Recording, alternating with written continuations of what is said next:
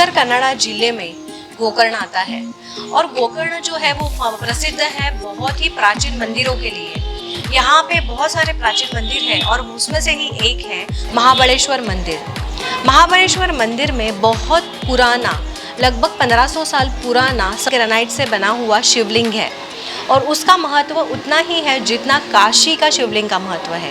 इसीलिए गोकर्ण को दक्षिण के काशी के नाम से भी पहचाना जाता है। ये जो मंदिर का उल्लेख है वो रामायण और महाभारत में भी किया गया है, तो इससे आपको ये मंदिर का महत्व आपको समझ में आएगा।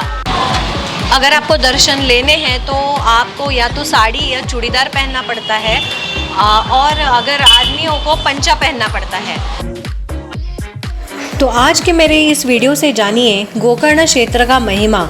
इस मंदिर को महाबलेश्वर मंदिर क्यों कहा जाता है, गोकर्ण क्षेत्र काशी के उतना पवित्र क्यों माना जाता है और हर एक ने इस मंदिर का दर्शन क्यों लेना चाहिए, यह सब मैं आज आपको बताऊंगी मेरे इस वीडियो के ज़रिए।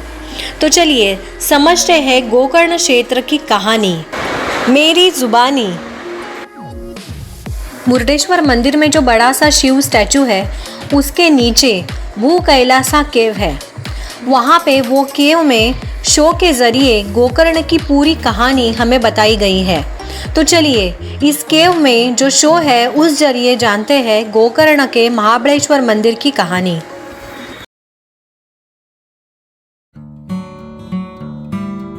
ये बात है त्रेता युग की, जब रावण की माता कैकसी प्रतिदिन लंका के समुद्र किनारे शिवजी की पूजा किया करती थी। हर दिन वो मिट्टी की शिवलिंग बनाती थी, उसमें प्राण प्रतिष्ठा करती थी और फिर उसकी पूजा और अभिषेक भी करती थी। पर वो जो लिंग है वो हर दिन समुद्र के चढ़ाव और उतार से बह जाता था। हर दिन ये रावण देखता था और फिर एक दिन रावण ने अपनी माँ से पूछा कि क्यों हर रोज़ ये शिवलिंग की पूजा करती हो। तो उसकी माँ ने बताया, मैं इसलिए पूजा करती हूँ कि मरने के बाद मुझे कैलाश पे स्थान मिलेगा। तभी रावण ने अपने माँ से कहा कि मैं तपश्चर्या करके कैलाश पर्वत ही यहाँ पे आपके लिए लेके आऊँगा। तभी रावण तपश्चर्या करने के लिए कैलाश पर्वत की ओर निकल पड़ा। उसके बाद रावण ने शिव की घोर तपश्चर्या शुरू कर दी। रावण की इस तपश्चर्या से नारद मुनि चिंतित होने लगे। नारद मुनि विष्णु भगवान के पास जाते हैं और कहते हैं कि उनकी माया से वो रावण का जो तपश्चर्या है उसे भ्रमित करे और जो मांगने के लिए रावण वहाँ पे आया है वो उसे स्मरण ना रहे। बहुत तपश्चर्या करने के बाद भी शिव प्रकट नहीं होते, इसलिए गुस्से में अपने दोनों मजबूत हाथों से रावण कैलाश पर्वत को अपने हाथों में ही उठा लेता है और उसे हिलाने लगता है। रावण के कैलाश हिलाने से पाताल लोक हिलने लगता है। शेषनाग अपना फणा हिला देता है और कछुआ डर के मारे कांपने लगता है। इससे इंद्र और बाकी देवता भी हैरान हो जाते हैं। पार्वती शिवजी को पूछती है कि आज कैलाश को क्या हो गया है, इस संकट को रोकने के लिए कुछ कीजिए। तभी शिव कहते हैं कि मेरा भक्त मेरी तपश्चर्या कर रहा है, उसी के कारण ये सब हो रहा है। पार्वती कहती है कि कृपया करके सब देवताओं की रक्षा कीजिए, वो सब डर गए हैं। और यहाँ पर भी रावण के अहंकार का शिवजी विनाश करते हैं। शिवजी रावण की इस तपस्या से बहुत प्रसन्न होते हैं और उसके बाद पार्वती के साथ रावण के सामने प्रकट होते हैं। और इसके बाद श्री विष्णु की माया शुरू हो जाती है। रावण पार्वती पे मोहित हो जाता है और वो कैलाश को छोड़ के पार्वती को ही शिवजी से मांग बैठता है। और इसके बाद शिवजी पार्वती को रावण के पास दे देते हैं। लेकिन शिवजी कहते हैं कि आप आगे चलिए और पार्वती आपके पीछे पीछे आएगी। जब तक आप लंका तक नहीं पहुँचते तब तक आपको पीछे मुड़ के नहीं देखना है। अगर आप पीछे देखेंगे तो पार्वती वहाँ पे ही स्थापित हो जाएगी। फिर रावण पार्वती को लेके लंका की तरफ निकल पड़ता है। इस संकट का निवारण करने के लिए पार्वती अपने भाई श्री हरि का नाम स्मरण करती है। इसलिए इस संकट का निवारण करने के लिए श्री हरि नारद मुनि को पार्वती के पास भेज देते हैं। तभी नारद रावण को भ्रमित करने के लिए पूछते हैं कि किस भयंकर और बदसूरत औरत को तुम ले जा रहे हो। रावण कहता है कि ये विश्व सुंदरी जगदम्बा पार्वती है। नारद हंस के कहता है कि जरा पीछे मुड़ के तो देखो। फिर रावण पीछे मुड़ता है। तभी पार्वती माता ने भद्रकाली का रूप धारण किया हुआ रहता है। जैसे ही रावण ने पीछे मुड़ के देखा, तभी वही भद्रकाली वहां पे ही स्थापित हो जाती है। और ये स्थान है गोकर्ण का स्थान। तभी नारद रावण को कहता है कि असली पार्वती ने पाताल के मायासुर के घर में जन्म लिया है और उसका नाम है मंदोदरी। उसके बाद रावण पाताल की ओर चल पड़ता है। उसके बाद मायासुर से युद्ध करके वो युद्ध जीतता है और मंदोदरी से विवाह कर लेता है।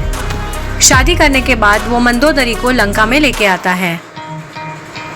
तभी रावण की माँ उसे कहती है, शादी की वो ठीक है, पर जिस काम के लिए तुम गए थे वो काम किया कि नहीं। तभी रावण की माँ उसे कहती है कि देवताओं ने तुम्हें भ्रमित किया है और इसलिए तुम कैलाश को यहाँ पे लाना भूल गए।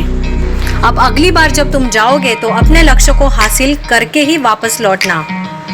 उसके बाद रावण फिर से घोर तपश्चर्या शुरू कर देता है और इस बार वो तपश्चर्या करता है बहुत ही कठिन।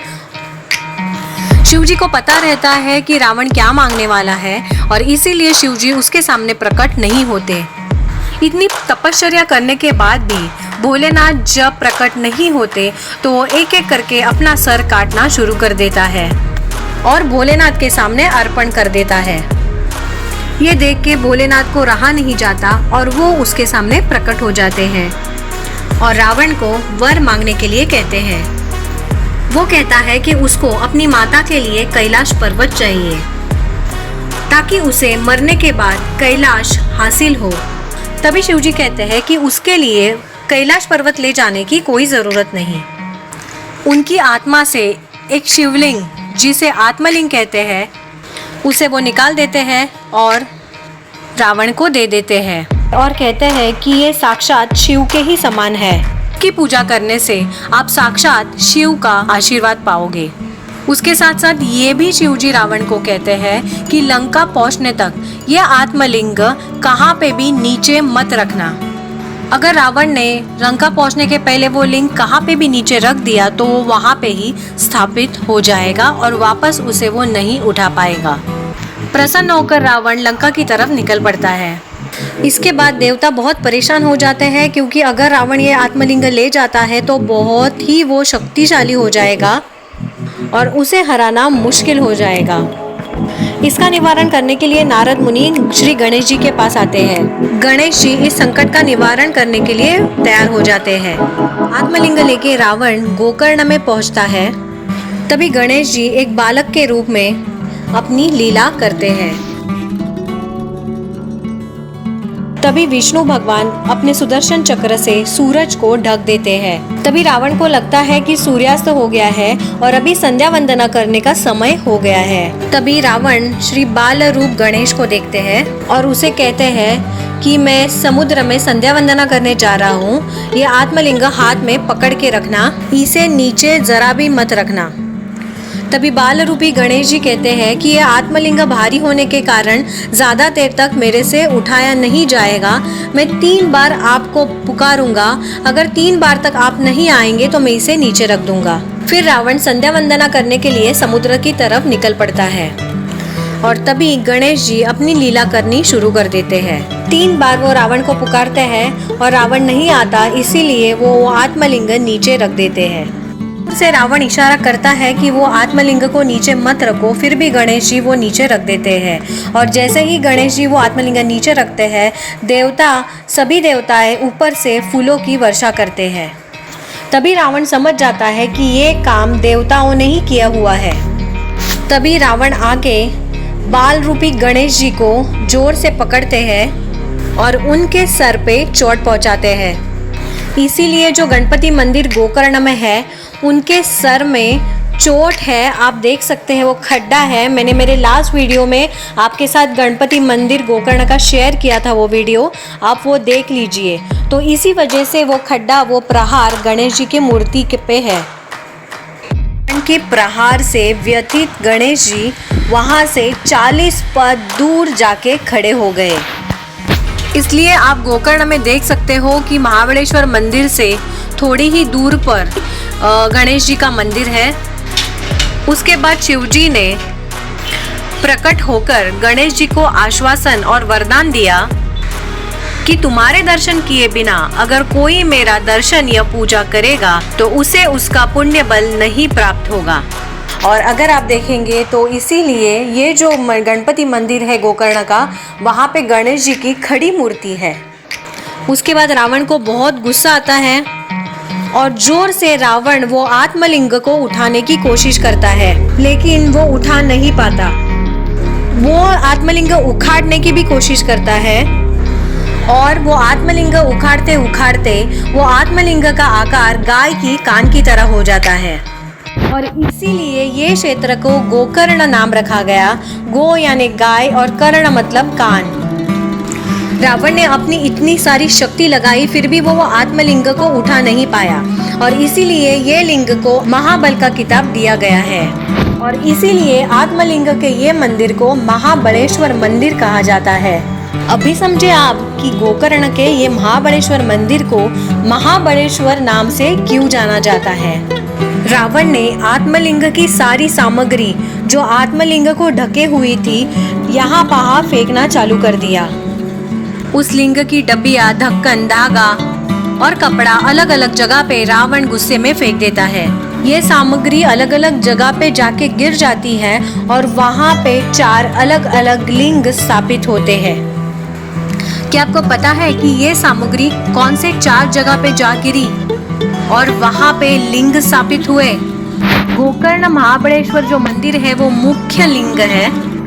सज्जेश्वर स्थान जहाँ पे डिबिया गिरी, धारेश्वर जहाँ पे लिंग का धागा गिरा, गुणावंतेश्वर जहाँ पे लिंग का ढक्कन गिरा हुआ है और मुरुडेश्वर जहाँ पे लिंग को जिस कपड़े ने ढका हुआ था वो कपड़ा जा गिरा है।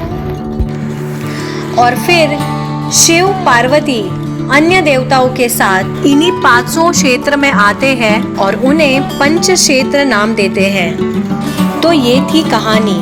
तो अभी आप समझ गए रहेंगे कि गोकर्ण क्षेत्र में शिवजी का वास्तविक और असली आत्मलिंग है। शायद इसीलिए पुराणों और ग्रंथों में कहा गया है कि मनुष्य ने अन्य तीर्थ क्षेत्रों के साथ गोकर्ण तीर्थ क्षेत्र जरूर आना चाहिए। आई होप मेरा आज का वीडियो, आज की कहानी आपको ज़रूर पसंद आई रहेगी। जल्दी ही मिलेंगे मेरे साउथ ट्रिप के अगले दिन के साथ। तब तक स्टे सेफ, स्टे फिट।